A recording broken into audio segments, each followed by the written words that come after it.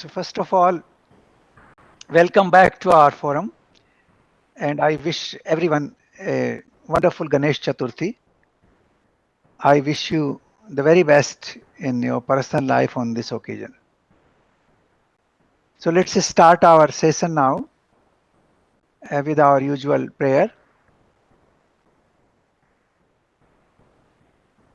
Om Purnamadah Purnamidam Purnat Purnamudachyate Purnasya Purnmadaya Purnameva Vasishyate. Now we will talk today about karma and destiny. This is a very profound subject, and I think this is the subject related to our directly related to our day-to-day activities in our life. What we do, how we do, is our life, and it karma is directly related to that. So let's start with uh, Brihadaranyaka Upanishad.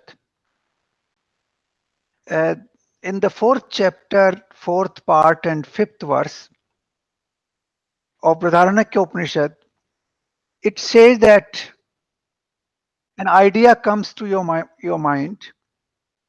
When you keep thinking on that idea, it becomes your will. And when you think about your will, it becomes your determination. It keeps getting concrete and more, solid. So the idea becomes will becomes determination. And then the determination becomes your action, because once you are determined to do something, you convert into action. You put together all your resources, and then you take the action to implement it. And then that action becomes your life. Life is the accumulative sum total of all the actions we have taken in our, since our birth. And therefore, actually, our life begins with the idea which germinates in our mind. That is the seed of our action, and that is where we need to tackle that seed properly. Now, karma as such comes from kri. Kri is the dhatu in Sanskrit. That is the root of karma. Basically, it means to do something. Now, if we look at Newton's third law of motion, it says that every action generates opposite and proportionate reaction. That is what the science says today. And this is what was said in our scriptures thousands of years back, that whatever you sow, so shall you reap. जो आप बीज बोएंगे वही आपको फल मिलेगा. कबीर जी ने भी कहा है कि अगर आप बबूल का पेड़ बोएंगे तो आम कहां से हो, आम नहीं मिल सकता उसमें. So this is one thing that in Ramcharitmanas, Tulsidas ji says, कर्म प्रधान विश्व करु राखा, जो जस करी सो तसु फल चाखा. जैसा आप कर्म करेंगे वैसा ही आपको फल मिलेगा. Now the problem here is very serious, because if you do something and you get proportionate return on it, then life is arithmetical. You add 2 plus 2, it becomes 4, and that is your life. But life is not exactly that way. If you look at the life, there are a lot of people who do great job, who are very, humble, who are respectful of others, who are compassionate, but they still suffer in their life. So it is not that straightforward. I have seen many good people suffering in life. Now, if this is absolutely true, then why should they suffer? That is the question. And we will try to address this question before we go into more details of this karma and destiny. Actually, let me read out uh, a verse from Mahabharata.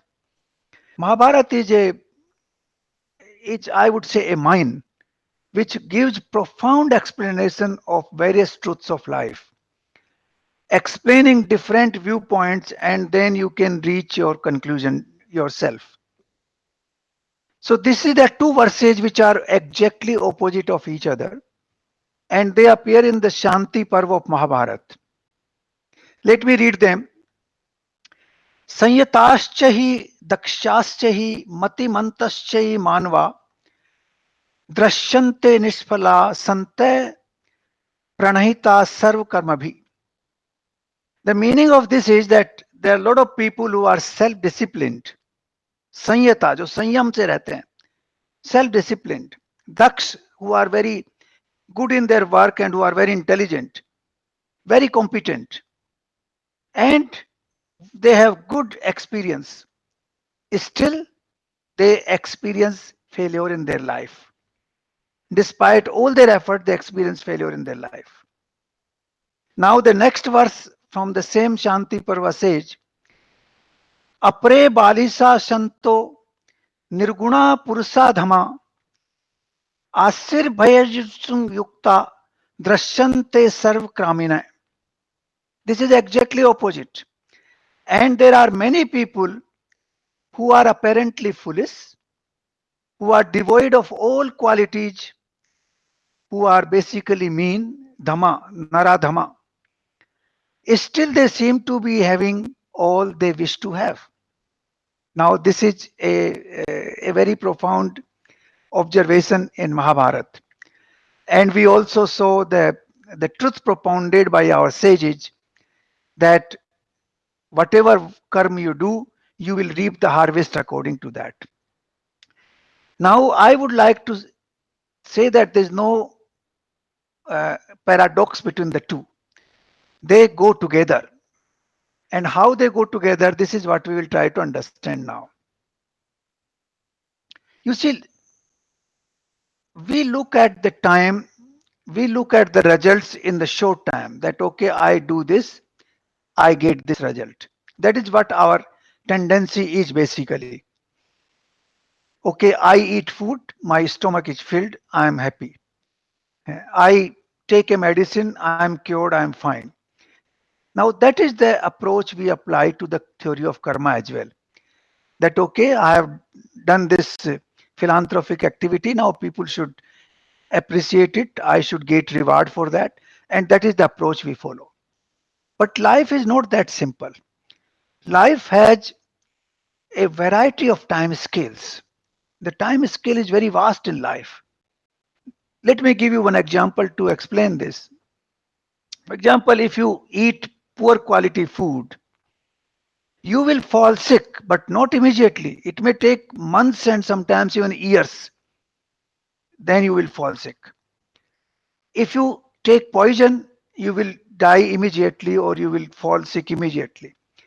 So that is the difference. Certain things can have results immediately. Certain things can have result after so many months and years and even lifetime. This happens in our practical life. I have seen many uh, people in my village, small town.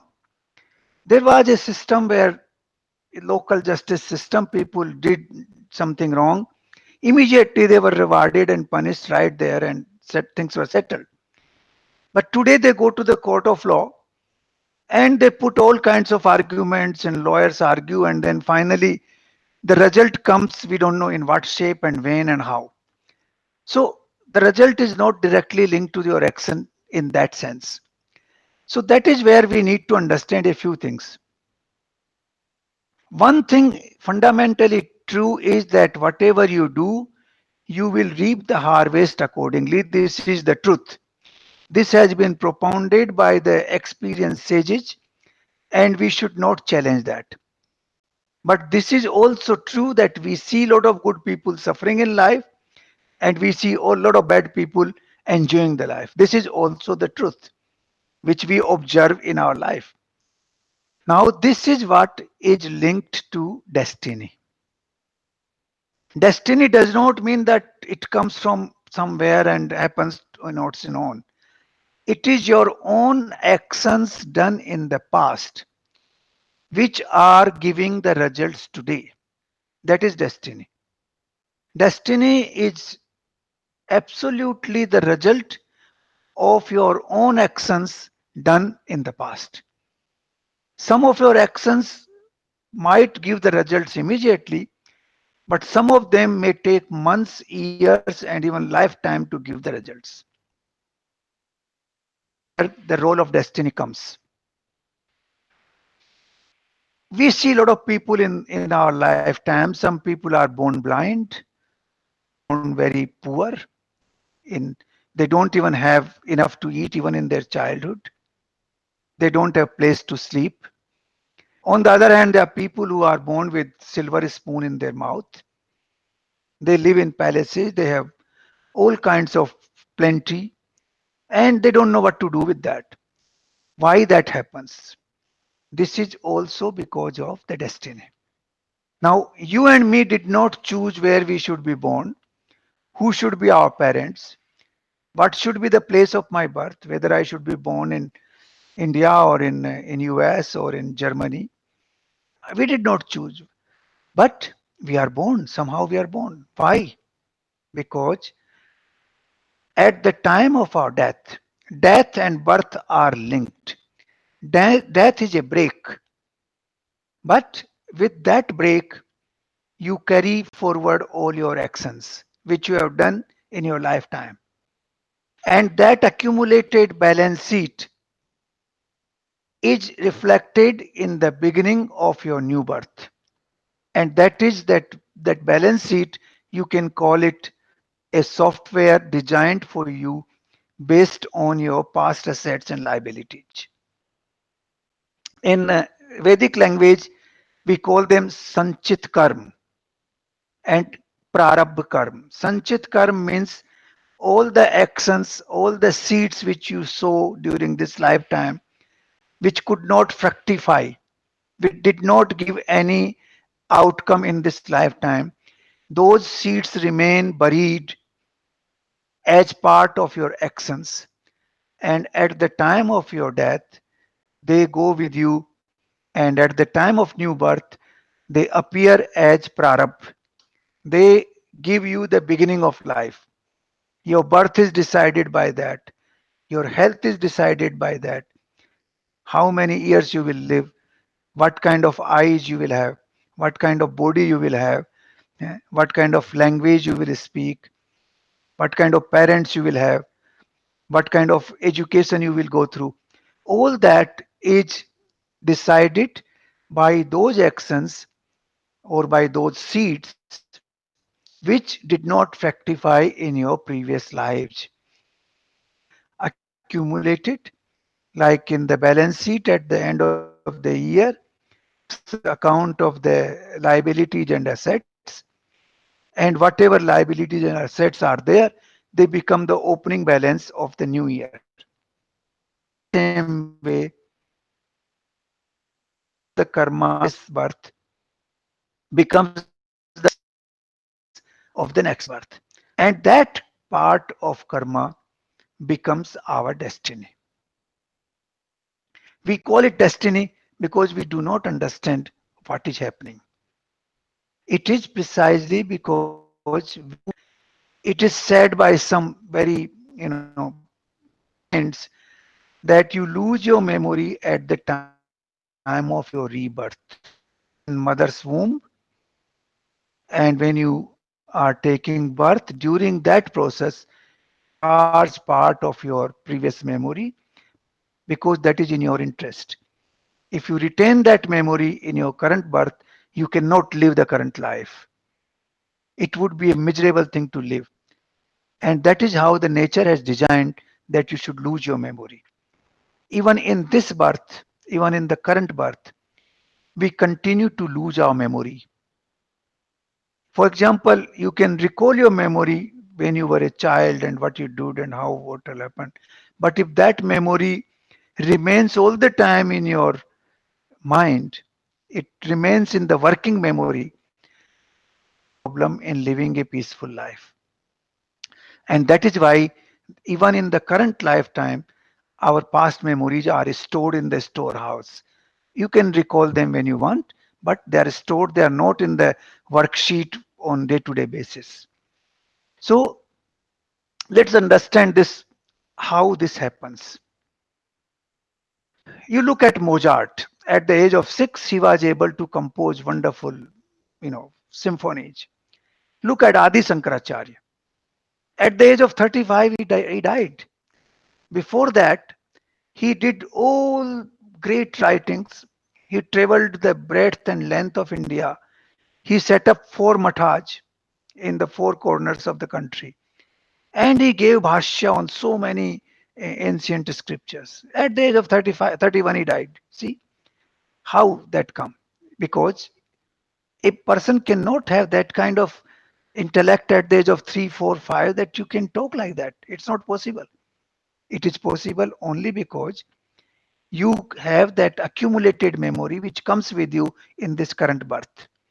And when you have that uh, accumulated memory in great quantity, it starts fructifying at very early age, at the age of 3, 4, 5 onwards. Look at Swami Vivekananda himself. Swamiji passed away at the age of 38 or 39. In that lifetime, he could do so much, to the humanity. All that is because of what we accumulated in the past life. There was a conversation between Sri Krishna and Arjun. Arjun was talking about uh, the earthly pleasures that you राज्य का जो भोग है उसको भोगें. Krishna was telling him all about, you know, nirvana and moksha and detachment and all that. So Arjuna, at one stage, I think it's in chapter 4, he asked that in this process of spiritual knowledge and in this process of understanding the details of life, do you think that I will not enjoy the current benefits of my birth? I will not enjoy this. इस पृथ्वी का भोग भी नहीं करेंगे. That I will not enjoy all these pleasures, and I will also not reap that harvest. So what will happen to me? He was having that doubt at one stage. So Krishna says that don't worry. Whatever you accumulate in this lifetime, whatever good you do, whatever spiritual knowledge you gain in this lifetime, it will go with you in the next lifetime. And you will be born in a good family, and from there you will start your new beginning of the new life. So a foundation is laid based on our karma in this life. In this life, if we continue to do our good work, don't expect results right away. We, in fact, we should not expect any result. That is what Niskam Karma says. We should just do our karma to the best of our ability with good intentions, without any attachment or without any expectations. Then automatically in your next lifetime, you will reap the harvest of that karma. It is it is the way the life works, and that is the only explanation you can give for a person who is born in a very poor family and a person who is born in a very rich family. The God is not unkind. The God is kind. God is not unjust that He gives you birth in a poor family with ill health and another person is born in a rich family with absolutely good health. That's that kind of injustice is not done by God. The Almighty is absolutely just. It is only the result of our own action which leads to this process. Let me give you another example to explain this. You know, if you have visited a farm, I have been to many farms, you put seed. Now, for example, this is the time to sow the crop. The farmers go, they, prepare the soil, and they put the seed all around. Now, some of the seeds, they fructify in the season itself, a large number of them. They become part of the crop which will be harvested soon. So in 3 4 months, a large part of the seeds which were sown, they will convert into harvest. But there are still many seeds which will not convert into harvest, and they remain buried in the soil for a long time. And they, some of them will fructify in the next season after 1 year. Some of them may fructify even after 2 seasons, 2 years later. So this is the way our karma also operate. We have to keep in mind that every karma doesn't have a, a final result in this birth. And that is very important to remember. Now, how do the karma go with us? How do they chase us? That is another point we have to understand. It has been explained in Upanishads and in a limited way in Bhagavad Gita also, and I think more so in Srimad Bhagavatam, Bhagavad Puran. How this karma go with us at the end of our life. This process is very important. First of all, we must know that everything originates in this world from subtle to vyakt, that is from avyakt to vyakt. That is the real Sanskrit or Vedic language. From avyakt, it becomes vyakt. Like I am speaking now, these words are vyakt, these are manifested, but they are coming from my, you know, inside from my body. There are some thought process which takes place and which gradually converts into words and then in sentences and it comes out. So it originates inside and then it comes out. Like you do a business uh, enterprise. One, for example, you want to set up an industry to manufacture mask. For example, now this is the time of mask. What do you do? First, a thought comes to your mind. The thought is invisible. It is avyakt. Okay, this is a good market. People are needing mask. Corona time. Why not we set up a factory? Then you put together all your resources, your manpower, your machinery, you buy your land, all that's put together, you construct a small factory, then you hire people. So you give it a physical manifestation. The thought came in your mind which was avyakt, and then it was put into vyakt form on the ground where the masks are being manufactured. So everything in life, everything. For example, you have a desire, young man has a desire to marry somebody. Now he has a thought in mind, oh, I should marry somebody. Now he goes around, he finds a suitable girl, he meets and all that. So that thought process is the seed. That thought converts, gives you the, will. The will gives you determination. The determination enables you to put all your resources together, as the Bradharanyaka Upanishad said. And then that actually takes shape on the ground. You get married. So if you analyze each and every action of your life, it moves that way, precisely that way.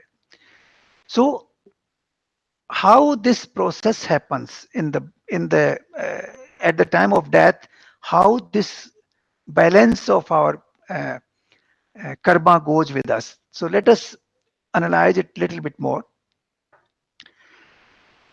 The sages who have given this knowledge to the world have told us that at the time of death, three things happen. Firstly, your body becomes defunct, your senses become defunct because the pranic energy goes out of your body.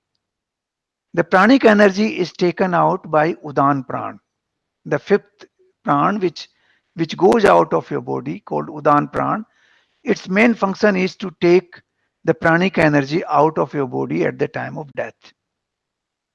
Now, that pranic energy is taken out by Udan, but with the pranic energy, a subtle part of your mind, the avyakt part, the part which is not manifested, that part of your mind goes with the pranic energy. And the balance of karma, they are embedded in your mind. All the actions you do in your life, they are embedded in your memory in the brain. And the mind takes away all that memory along with Udan Pran when it goes out. So three things go out at that time. The Udan Pran, the mind with its all its memory and balance of actions, and your soul. So this is the action which happens at the time of death. The death is a very critical moment in life. It's like a complete transformation. It's a total new beginning. And at that time, if you can concentrate on the Almighty, if you can get rid of all the worldly stuff at that moment, none of these karma go with you. This is a very fantastic thing. All your karmas, the seed, they are destroyed at that moment. It is possible only at that moment. If you can concentrate only on Almighty and the Supreme Power and leave your body at that time, all your mind's balance will be left behind. It will not go with you. But normally it does not happen that way. We are all remain engaged till the last moment of our life. And therefore, when a person dies, all his balance of his karma goes with his mind, with his man, and of course the soul goes out and the Udan Pran goes out. So these three things go out at the time of death and they become part of your new birth. Now, new birth, how that happens is again a mysterious issue. But obviously, when we see every time in our life, everywhere, that a tree falls and the new tree comes up under that, we see what we see basically that the individuals die, but the life goes on. That's what we say. The institutions die, but the institutional work goes on. That is how it is.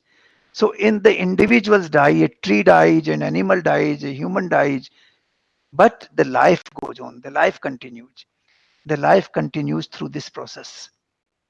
This is a very deep science which has been explained by Indian sages in variety of ways.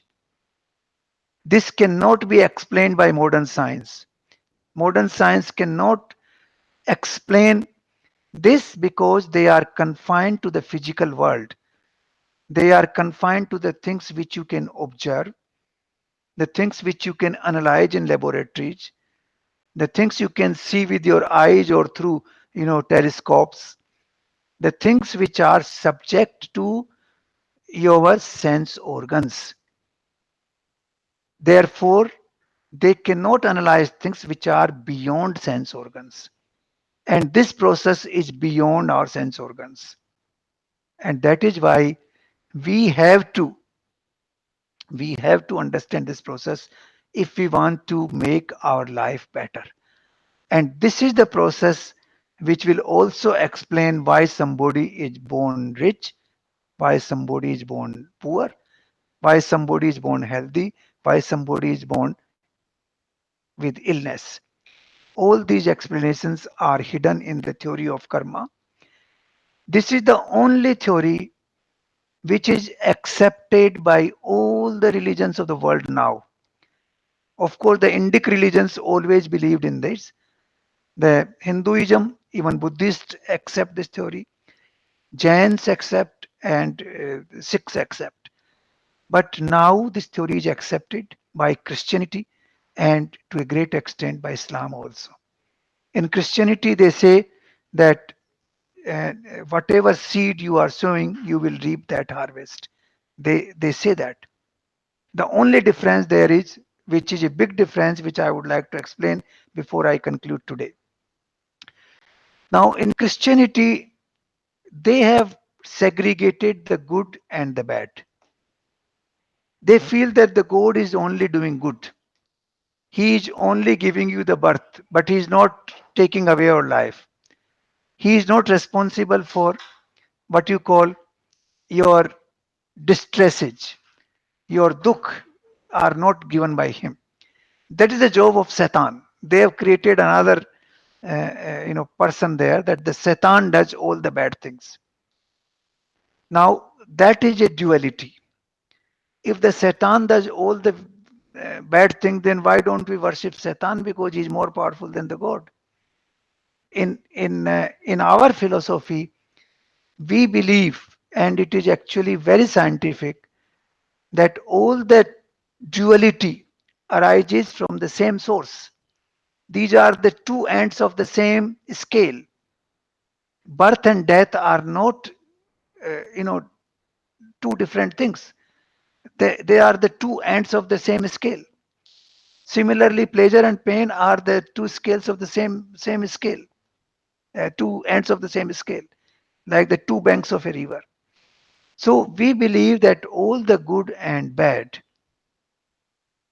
is coming out from the Almighty Brahm, Almighty power which rules this world, which controls this world. While the Christianity and Islam believes that Satan is another force which is responsible for all the bad things in life. They cannot imagine that uh, God can do bad things, but it is not actually bad. These are just different things. The destruction is essential for reconstruction, and that is what we say, that both the सृष्टि का रचना और सृष्टि की विलय दोनों ही परमात्मा ही करता है. He is responsible for creation and is also responsible for destruction. And that is how it works. So we believe in the same, single power. That is what we also called Advait Vedanta, one single force which has created all the dualities in this universe where we live. So this universe is full of dualities, but these dualities are appearing as dualities to our sense organs. They are not really dualities. They are simply the two sides of the same coin. And that is where the theory of karma is comes into play, that we should not consider duality as punishment. If a person gets happiness and if he also gets unhappiness, this is part of the same life. We should not consider him that he was unlucky, that is why he got unhappiness. No. Firstly, this is the result of what he did. Secondly, unhappiness and happiness are correlated. They are all the time together in this universe.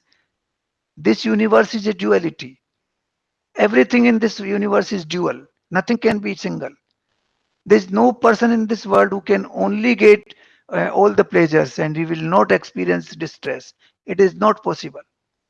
It's impossible. Pleasure and distress both are tied in this universe. This universe is a dual process. And that is why we believe that we should get out of this universe and achieve nirvana or moksha. So that's a different issue. But what I wanted to say is that while we analyze karma and we analyze destiny, first thing is very clear.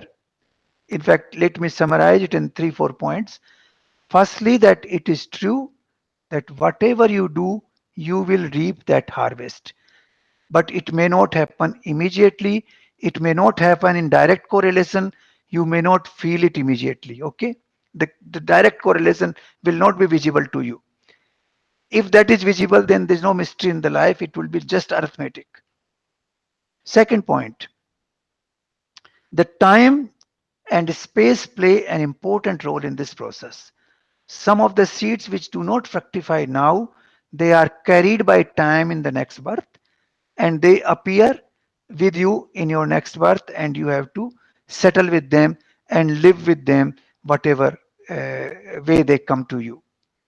The third point is that whatever good or bad, whatever pleasure and distress we get in this life, it should not be considered as punishment or reward. It is simply the reaction of your action. It's neither punishment nor reward. Nobody is giving you, punishing you, nobody is rewarding you. It is just the reaction of your action. That's it. You are punishing yourself and you are rewarding yourself. That is how we have to look at it. All the rewards and punishment are your own creation. If you love somebody, you will get love in return. There's no doubt about it. If you hate somebody, you will get hatred in return. There's no doubt about it. But how it will appear, in what form it will appear, when it will appear, that is a mystery. And that mystery makes life mysterious. Observe all these, pains and pleasures and riddles of life which appear very mysterious to us, all because of this. The karma, the seed of the karma which did not fructify in this lifetime, and then how they appear and when they appear, in what form they appear in our next birth, they are part of our mystery. They become our destiny, and that is what comes with us. We will continue on this. I think we have several things which we need to discuss on karma again. So we'll have one more session on karma next time, and then we will conclude it. But thank you very much for joining again. And I'm sure we can uh, control this, the seed of karma in the very inception, at the point of thought. If you can control your thoughts from where the seed starts fructifying, I think we can control all the bad karmas right in the beginning. That is the best place to control them. Once they start coming up and fructifying, then it becomes more and more difficult to control them. So we should, as Brihadaranyaka Upanishad said, we should control the thought. When the seed uh, starts appearing in the form of thought, before it becomes action, that is the point between thought and action. We should control it. And we should see that it is a good seed. It will lead me to a good life. Thank you very much.